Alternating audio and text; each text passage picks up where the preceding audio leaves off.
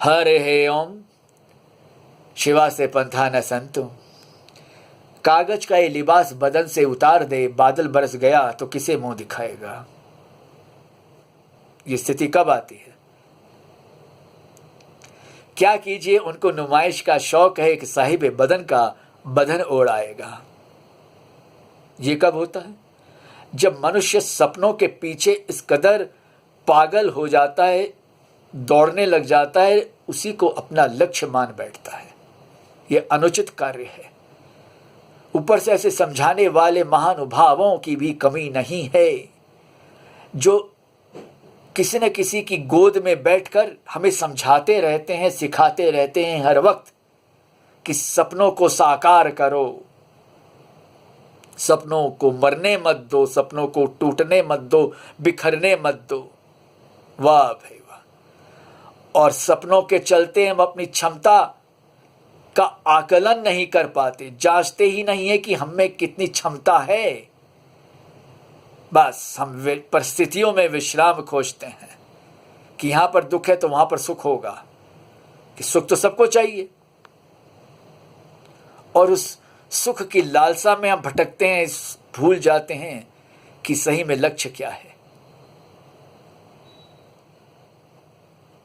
सपनों का सुख कि लक्ष्य से प्राप्त सुख, दोनों हैं तो क्षणभंगुर ही, पर लक्ष्य से प्राप्त सुख अधिक सुखदायी है। जितनी भी आत्महत्याएं हुई हैं देश में, या हो रही हैं, या आगे भी होने की संभावना है, उनके पीछे सबसे बड़ा कारण यही है सपनों को लक्ष्य बना लेना। कि वहां पर होता यह कि जब व्यक्ति नए स्थान पे जाता है या कोई ऐसा कार्य कर बैठता है जहां पर उसे अपनी क्षमता का अनुभव नहीं होता, वह नहीं जानता है कि यहाँ पर विशेष परिस्थितियाँ क्या हैं, उसके साथ में कैसे समझौते करने पड़ेंगे, वो नहीं कर पाता, तो क्या करेगा? क्या छोड़ के जाए? छोड़ के नहीं जाएगा तो अवसाद में डूबेगा, और उसका अंत भी निश्चित है। अब ये नहीं कि पैसे वालों में यह नहीं होता, बहुत होता है, पर कुछ घटनाएं चर्चित हो जाती हैं या करवा दी जाती हैं। कि देखा यह गया कि संचार माध्यमों में जहां संवाददाता है या वहां के जो संपादक हैं, ये सब, उनकी अगर कोई इसी साठगांठ है और वो व्यक्ति अगर समझ लीजिए आत्महत्या कर लेता है, या वे उस प्रांत के जहां का व्यक्ति, कोई चर्चित व्यक्ति ने अगर आत्महत्या की है, तब तो फिर कहना ही क्या, बस धुआंधार प्रचार हो जाता है। असल में ये एक मौत को भुनाने की घृणित चाल है। क्यों भाई? क्या मानसिक अवसाद पहले नहीं था? क्या कोई मर गया इसलिए आपको मानसिक अवसाद नजर में आ रहा है? क्योंकि वो आपकी जात बिरादरी का था, आपके राज्य का था, आपके शहर गांव का था। और शहरों में जो आत्महत्याएं होती है वो क्या है? वो यूं ही है, व्यर्थ है सब। 3 साल के अंदर ही कलकत्ते में कुछ पैसे वालों ने आत्महत्याएं की। वहां के समाचार पत्रों तक वे सिमटी रह गई, कहीं कोई चर्चा नहीं। क्यों भाई? उनके जीवन में मानसिक अवसाद था, वे भी कहीं ना कहीं सपनों में जीने लग गए थे, जो अमूमन होता है। सपने बड़े प्यारे लगते हैं, और सिखाने समझाने वालों की तो कोई कमी है ही नहीं अपने यहां पर। नहीं, अपने को छोटा मत समझो, अपने को बड़ा समझो, व्यक्ति फूल कर कुप्पा हो जाता है बहुधा। क्योंकि समझाने वाले तो इस ढंग से समझाते हैं कि उसका अवसाद दूर नहीं होता वरन बढ़ जाता है।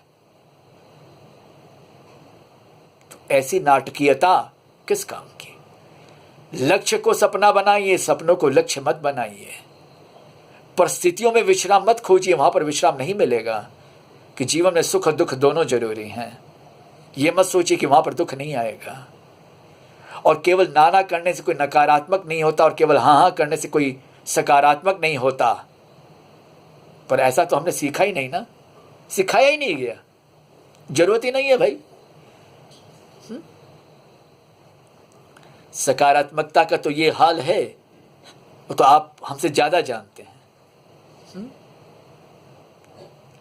एक वीडियो है दोनों जरूरी है, जिसमें इसका विस्तार है कि सुख और दुख दोनों जरूरी है। वीडियो का नाम भी खैर वही है, जिसमें यही भाव है कि दोनों तरह के रसायन शरीर में होने चाहिए, तभी जीवन सुचारू रूप से चलता है। अब देखिए, लक्ष्य और सपने पर अगर हम साहित्यिक उदाहरण अगर देखें तो पाते हैं कि आधुनिक साहित्यकार प्राय एक दूसरे की पुस्तकें नहीं खरीदते। अरे वे तो पत्रिकाएं तक नहीं खरीदते कि उन्हें आदत पड़ गई है मुफ्त खोरी की। एक बहुत बड़ा वर्ग तो सरकारी कर्मचारी है, वो जानता है कि सरकारी खरीद तो हो ही जाएगी, चाहे जैसे भी हो, भले ही किसी की सरकार हो तो क्या हुआ भाई, गाड़ी नहीं है तो क्या हुआ, चक्के तो पुराने हैं, बस हमें क्या चिंता पड़ी, हम क्यों किताब खरीदें किसी की। और पत्रकार है, कोई संवाददाता है या संपादक है, तो अपना अधिकार मान लेता है कि हमको भैया मुफ्त में सब कुछ मिलना ही चाहिए, हम क्यों खरीदें। और फिर रोना रोया जाए कि देखो हिंदी साहित्य की ये दुर्दशा है, किताबें ठीक से बिक नहीं पाती है। कैसे भी कहेंगे, पाठक को क्या चिंता पड़ी है, पाठक के सामने कोई मजबूरी नहीं है। ज्यादा से ज्यादा पाठ्यक्रम की पुस्तकें खरीद लेगा, बहुत ज्यादा दो चार जो चर्चित साहित्यकार रहे हैं उनकी पुस्तकें बिक जाती हैं आराम से, बाद बाकी रचनाकार लोग नहीं खरीदते। एक दूसरे की पुस्तकें खरीदकर जो एक प्रोत्साहन दिया जाता है वो भी नहीं है। क्योंकि जब लिखना ही इसी शर्त पर है कि अगला क्या लिख रहा है, दूसरे का खेमा इस विषय पर क्या बोल रहा है, हम भी बोलें, ताकि लोग हमें आधुनिक समझें, समाज उपयोगी समझें, प्रकृतिवादी समझें। ये सब अल्पना और कल्पनाओं में जीने वाला व्यक्ति का लक्ष्य क्या है? क्या वो कलम का सिपाही है? नहीं, बिल्कुल भी नहीं। अधिकांश रचनाकार अपने आप को कलम का मालिक मान बैठे हैं। तो कलम का मालिक तो भाई अगर सभी मालिक हैं तो फिर जानी बात है, कोई किसी से छोटा तो है नहीं, क्यों किसी की कोई चीज खरीदेगा? क्योंकि कोई चीज अगर नहीं हो, कोई चीज का अभाव हो, तब ना हम खरीदेंगे। कि लक्ष्य क्या है? वह कीर्ति, वह यश जो सपने की बदौलत है। वहां पर लिखना लक्ष्य नहीं है। अगर लिखना लक्ष्य होता तो कलम का सिपाही सही में सिपाही ही रहता, पर यहां तो स्थिति कुछ और है। तब फिर कहिए, सपने और लक्ष्य में भेद आ गया कि नहीं आ गया? लोग हमें पूछते हैं कि भारत में क्यों भ्रमण इतना करते हो, रह जाते कहीं पर एक जगह। अभी भी कभी कभी आपके मन में हिलोर उठती है जाने की। देखो भाई, हमारा लक्ष्य रहना नहीं है, हमारा लक्ष्य शोधन है, साधना है कि वैदिक वांग्मय में अगर कुछ रहस्य उद्घाटन हो सका या कुछ अनुभूत हो सका, बस उसके लिए भले ही प्रकृति संविधान और प्रकृति प्रबंधन में हमारे लिए कोई एक स्थान निश्चित नहीं हुआ तो नहीं सही, पर लक्ष्य तो पूरा हो रहा है ना, ये इस पर ध्यान देना है। लक्ष्य तो वो है, कोई स्थान, कोई नाम लक्ष्य नहीं है। क्योंकि अगर वो लक्ष्य होता तो कोई परवाही नहीं होती, कहीं पर रह जाओ भाई, वहां पर सहो, वहां की राजनीति में हिस्सा लो और वैसे ही बन जाओ। पर वो तो हमसे कभी हो ही नहीं पाया। मन में कभी समझे हिलोरे भी आई, वृत्तियां तो आती जाती रहती, हर तरह की कोई बड़ी बात नहीं सबके साथ है, पर ऐन मौके पर प्राकृतिक प्रबंधन कहिए, समष्टि संविधान कह लीजिए, हमने संभाल लिया, भटकने नहीं दिया। वो एक इकार की भावना आ जाती थी कि देखो नहीं, प्रकृति ने संभाल लिया, समष्टि संविधान ने हमें संभाल लिया। तब फिर कोई लक्ष्य क्या है? अगर लक्ष्य पे अड़िग रहा मनुष्य तो उसे याद आ जाता है कि सपनों को लक्ष्य मत बनाओ। जो पारमार्थिक लक्ष्य है वो तभी संभव है जब भौतिक लक्ष्य ठीक रहेगा। भौतिक लक्ष्य को आप सपना बनाइए, इसमें कोई दोष नहीं है, कि बोलचाल की भाषा में तो खैर वो है ही। और गीता का जो कर्मयोग है वो भौतिक लक्ष्य का विरोधी नहीं है। अर्जुन क्या कर रहा था? सपनों को लक्ष्य के रूप में देख रहा था, और वही हम लोग करते हैं। हाँ? सपनों को टूटने बिखरने अगर होता है ऐसा तो होने दें, कोई चिंता की बात नहीं। जो सपनों के प्रेमी होते हैं वे उसके अर्थों के पीछे दौड़ते रहते हैं।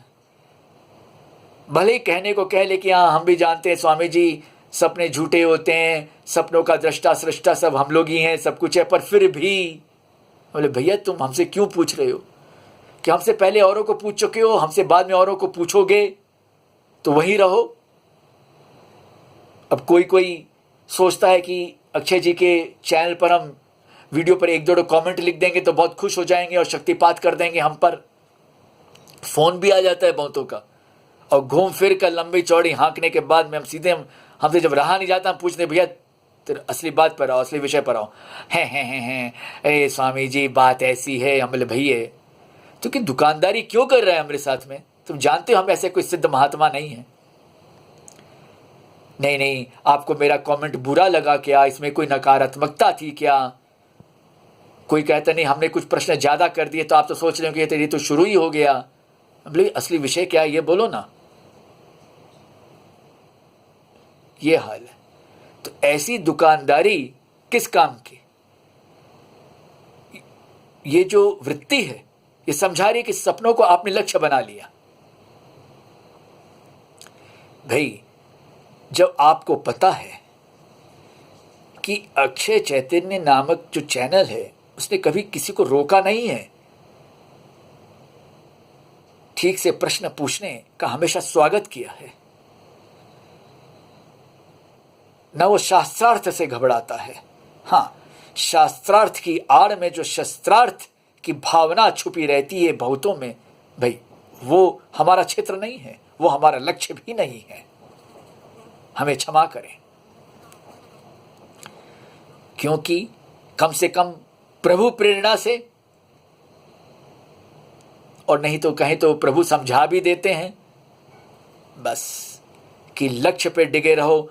लक्ष्य को भले ही सपना समझ लेना, सपने को कभी लक्ष्य बनने मत देना। और अगर ऊपर वाले पर भरोसा रहे ना, तो अगर सपने को लक्ष्य बनाने की तरफ अगर आपने कदम बढ़ा भी लिया है तो पीछे हटवा देता है। तो यानी घूम फिर के वही बात सामने आ रही है कि लक्ष्य और सपना दो अलग अलग हैं। कब अलग हैं? जब हम सपनों को लक्ष्य बनाने पर आतुर हो जाते हैं, चाहे इस वेश में चाहे उस वेश में। ये गलती मत करिए। वे हमें शांति प्रदान नहीं कर सकते, विश्राम नहीं दे सकते हमें।